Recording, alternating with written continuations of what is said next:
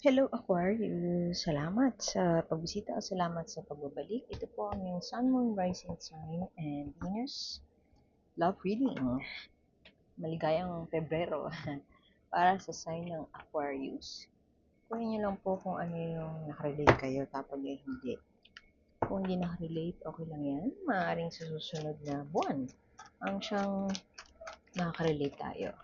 Pero naniniwala ako merong dahilan kung ba't kayo napadpad dito. Maaaring sa deck na ito, nandito ang mensahe o sa deck na ito. Pwede din sa Oracle deck. Lalo na doon sa Oracle deck kasi universal ang mensahe ng Oracle deck. It applies to any case, any scenario. Okay, gusto nyo bumagsak. Core energy mo, okay, what is this obsession, Aquarius?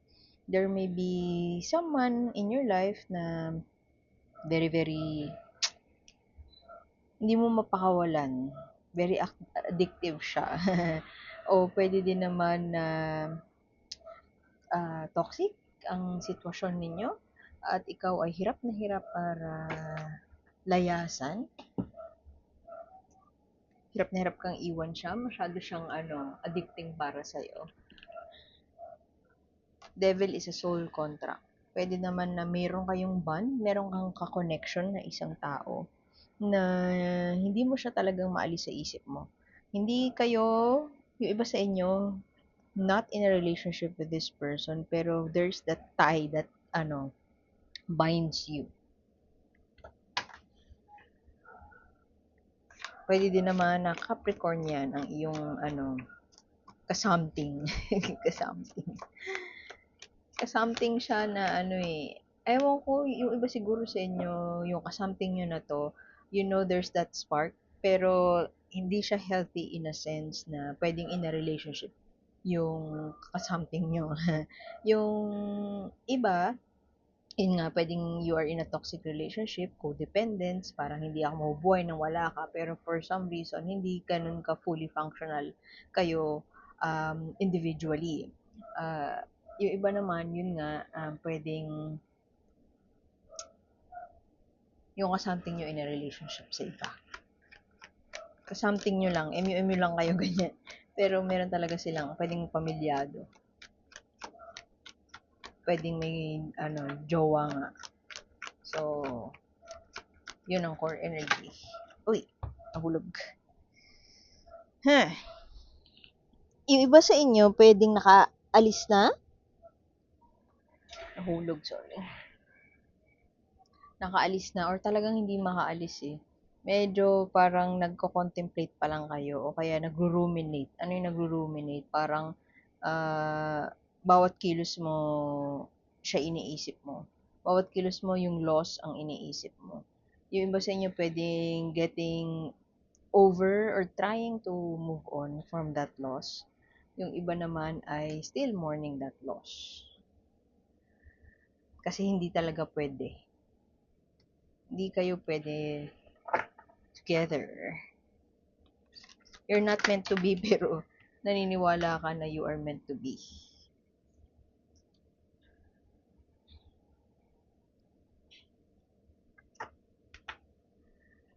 A period of waiting. Pwede din naman na yung iba sa inyo,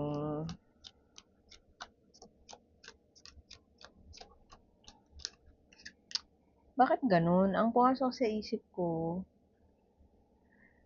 yung iba sa inyo still connected with this person who is in a relationship. Pwedeng sinabihan ka niya na wait ka lang, may parang rocky na daw sila nung jowa niya, maghihiwalay na sila, pero magkasama pa rin sila. Pinapaikot ka ng taong to, ah. Di ba sa inyo pinapaikot ng isang tao na saying na parang you are the love of his or her life, pero hindi naman siya nagte-take ng action to come towards you. Trying to explore. Ka-clarify natin yung page of wands na yan. Kasi it's a period of exploration. Pwedeng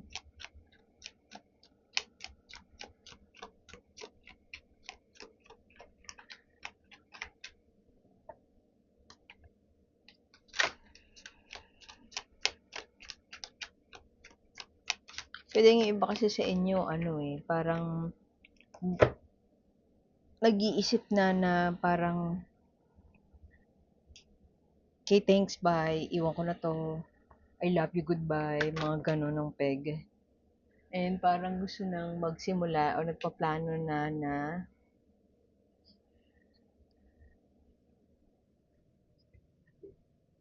to bring to fruition yung something na tingin mong makakabuti sa inyo.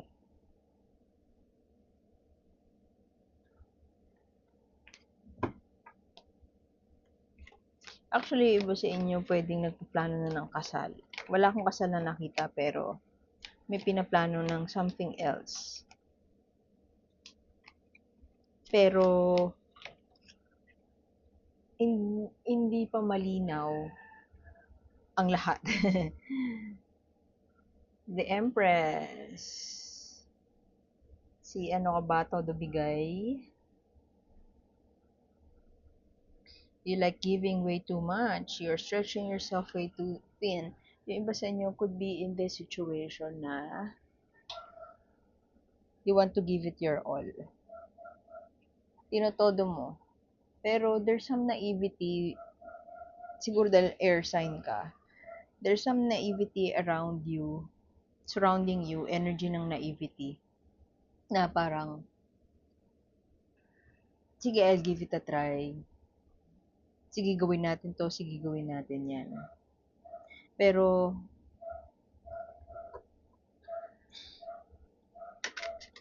mali siya to begin with. Alam mo yun?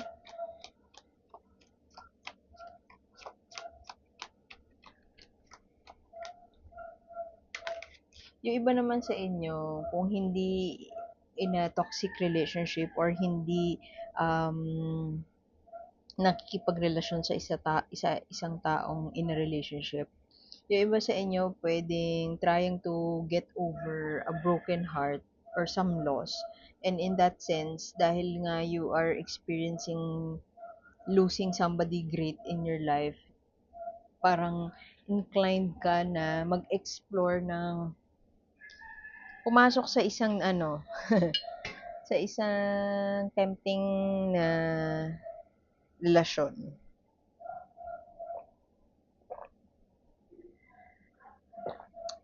Ewan ko, sugar baby. Pero iba sa inyo pwedeng ano eh,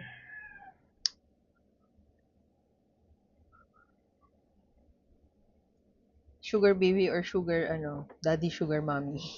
Yung pwedeng kayo yung baby pero pwede din kayo yung ano, mommy or daddy. Ito, sugar mommy.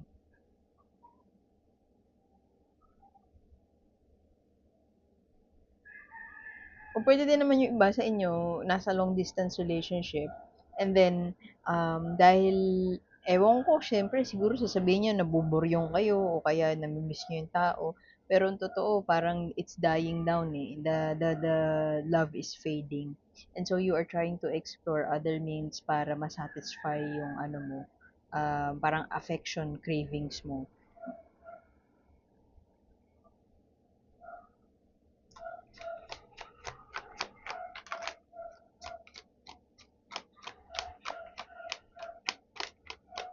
Pwede din naman na iba sa inyo, the period of waiting will soon be over. Pero wala akong nakikitang reunion dito eh. Pagpaplano lang. Pagpaplano lang pwedeng a major trip. Pwedeng yung iba sa inyo, LDR, may na-meet online, and then nagpaplano kayo, or yung period of waiting will soon be over. It could mean to you na kayo yung pupuntahan nyo siya kung nasaan siya. Ayun na nga, oh. Somebody is yearning. You could be yearning for somebody who is not with you right now. Pwede din naman na you are yearning, mamimiss mo yung isang tao na ka-connect mo dati, and for some reason parang gusto mong mag-reconnect sa kanya. Pero ang nakikita ko pa lang sa ngayon ay pagpaplano, looking towards the future. Pwedeng natatakot kayo na mag-reconnect, natatakot kayo kasi baka ma-reject kayo, hindi kayo mapili. And guess what? Hindi nga mapipili kasi this one is nobody wants to make that choice. Nobody wants to get out. Kung kayo ay ano, may kalandian na ano, na in a relationship, at umaasa kayo na iwan yung karelasyon niya, I don't think Aquarius iiwan niya yung karelasyon niya. Pwede din naman na ikaw yung in a relationship tapos meron kang kalandian na iba. Um, Kasi ito paghihintay tas ang clarify pa not taking action, not making a choice. Walang parang buo, hindi pa buo ang loob. Kung sino man yung naghihintay, yung hinihintay mo hindi pa buo ang loob. Di ba buo ang loob niya? Pwedeng iba sa inyo, you could be dealing with an emperor. Yung iba sa inyo, lalo na kung abangers kayo sa isang tao na sinabi niya noon na he or she will come towards you, parang hihiwalayan ko na to, o kaya magsasama na tayo, I don't think it's gonna happen this Feb. Pwede siguro na you will mag-date kayo, ganyan, lalabas kayo. Pero, whatever it is that you are planning, pwedeng at your own, parang plan at your own risk. Kung ano yung pinaplano mo, lalo kung bibigay mo lahat para sa taong to, I don't feel like makukuha mo siya sa pamamagitan nun. Ewan ko kung bibigyan mo siya ng ginto. Bibigyan mo yung sarili mo, you will give it all, pero to no avail, o kaya naman ay may chance na hindi ma-reciprocate kung ano man yung grand gesture na iniisip mo. Pwede din naman na ikaw yung bibigyan ng grand gesture kasi may emperor dito. This is an Aries individual. Pero not necessarily Aries ha. Basta ang energy nito very malakas. Malakas in a sense na pwedeng malakas ang dating niya. Pwede din naman na controlling siya. Pwedeng siya, tas mo core energy mo devil, oh. Tandaan mo, you are in a soul contract. Meron kang ka-something. Kung hindi ka-something yung karelasyon mo. Kung hindi in a current time, hindi ka nakarelate, pwedeng in the future. Meron kang magiging ka-something na malakas ang kapit nyo sa isa't isa. And hate to say it, pero controlling siya in a sense or manipulative siya in a sense na ewan ko, mabubudol ka niya o na bilan siya ng kung ano-ano. Pwedeng ganun eh. Bibigay mo ang lahat and you're doing it out of love. Yun nga lang ang nakakalungkot doon. Hindi ikaw ang pipiliin niya, lalo na kung in a relationship to. Pwede din naman na sige, ikaw ang pipiliin niya, pero ewan ko, hindi pa sa clown ng reading na to kung ano mangyayari, kahihinatnan, kung ikaw man yung piliin niya. Pero ang nakikita ko lang dito, yun nga, merong grand gesture, may parang temptation, and merong parang soul contract na hindi maiwan-iwan. Merong hindi maiwan-iwan, at merong sugar mommy, sugar daddy. Not necessarily sugar mommy, sugar daddy. It could also be yung sobra-sobra kayo magbigay dun sa tao na hindi naman kayo pinili. Ouch!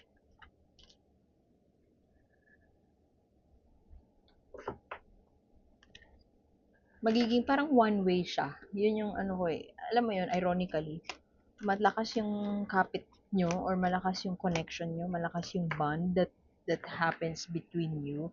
Pero at the same time, kahit pa malakas yung parang iba yung, alam mo, sabi mo sa akin, iba talaga yung spark namin dalawa. Iba talaga yung connection na meron kami. Fine, sure.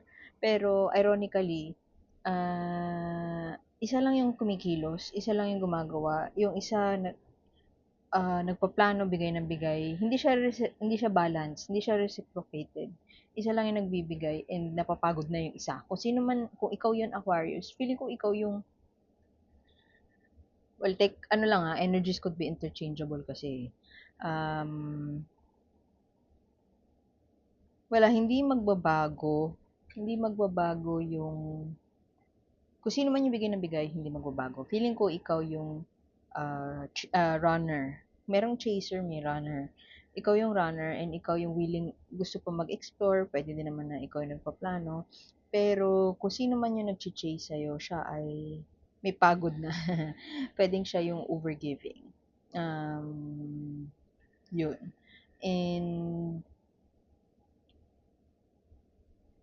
wala, tingnan mo yan, no? Tingnan mo to. Oh. Very abundant, diba? Pero reverse mo nakuha. So, you may be stretching yourself way too thin and giving way too much beyond your capacity. Pwedeng binilan mo ng bahay, hindi ko alam, binilan mo ng motor, binilan mo ng pinag-aral mo, Pero it doesn't change the fact na hindi niya kayang i-reciprocate yun. Kung maasa ka na, ibabalik niya yun, hindi niya mababalik. Actually, pwede nga na somebody is giving way too much to another. Tapos yung binagbibigyan na yun, siya pa yung may gana na tanggap lang siya ng tanggap, ganun. Siya yung may gana pa na ayoko sabihin kasi hindi naman lumabas sa cards na magloko. O pwede din naman na yun yung siya in a relationship.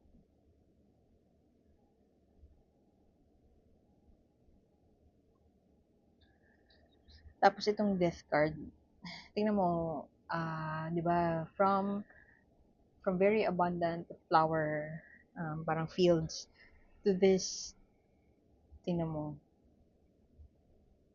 dead person, dead inside.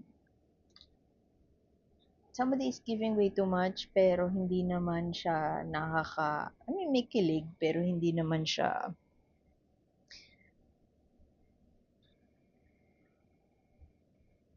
alam mo from the inside, kung kakalkalin yung loob mo, parang it's not happy. Hindi joy yung nandyan sa loob. There's a joy in giving, pero there's not much joy received from this person. I don't know, pwedeng yung intimacy ang maganda, pero when it comes to yung fulfilling yung needs mo na from this person, it's not that fulfilled. Pero there's this certain bond within you. Hindi ko alam kung yung intimacy nga, the intimacy is good. Pero in all other aspects, hindi mo siya maipakilala sa parents. Pwedeng ganun eh. Yun lang ang habol. Pero syempre, hindi niya aaminin na yun lang ang habol niya sa'yo. So yun, meron siyang iba, pero yung iba na yun ay ikaw. Alam mo yun? Meron siya talagang, kung meron siyang pakakasalan, yun yung partner niya ngayon. Ikaw yung third party, parang gano'n yung gusto ko sabihin. And, yun. Kuha tayo ng, oops, sorry, gumalaw. Kuha tayo ng, saan na yun? Ito pala, Oracle card. Iwan ko na yun dun, Aquarius, kasi baka ang dami ko pang masabi. Pero somebody here is planning. Kung ikaw yung nagpaplano para makita siya, let's say LDR, mag-ingat ka, baka puntahan mo siya, i-surprise mo siya, pero pagpunta mo dun, ikaw pala yung masusurprise. Yung iba sa inyo hindi alam eh. Yung iba sa inyo hindi alam na they are in a relationship. Yung iba sa inyo parang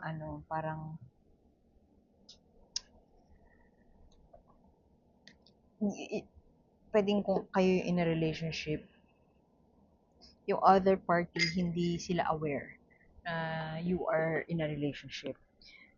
Yung iba sa inyo hindi din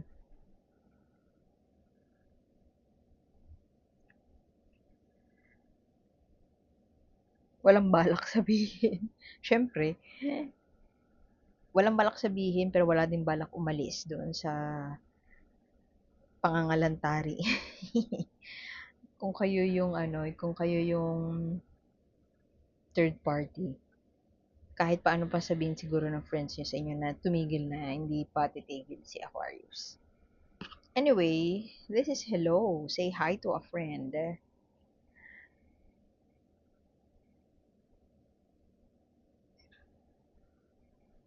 Be willing to, kasi ito a period of exploration. Yung iba sa inyo, pwedeng maglalakas na ng loob na mag-explore ng bago.